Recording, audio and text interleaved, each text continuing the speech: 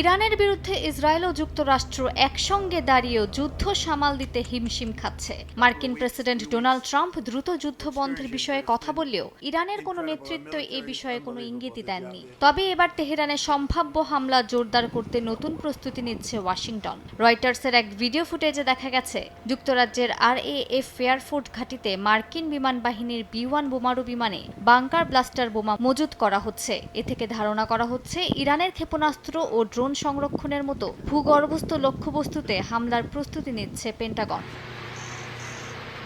ভিডিওতে দেখা যায় ঘাঁটিতে অবস্থান করা অন্তত একটি B-1 বিমানের অস্ত্র রাখার স্থান থেকে একটি মিসাইল লঞ্চার সরিয়ে নেওয়া হচ্ছে। এতে বোঝা যায় বিমানটিকে নতুন ধরনের ভারী অস্ত্র বহনের জন্য প্রস্তুত করা হচ্ছে। বিশ্লেষকদের মতে এই ধরনের প্রস্তুতি সাধারণত বড় ধরনের লক্ষ্যবস্তুতে হামলার আগাম ইঙ্গিত দেয়।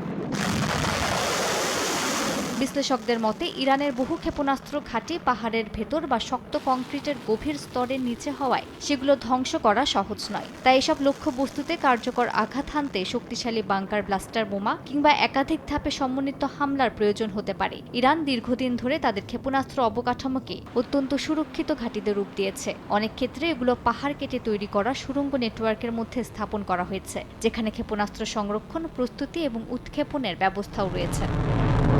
মালিহা সুহরওয়ার্দী, সময় সংবাদ।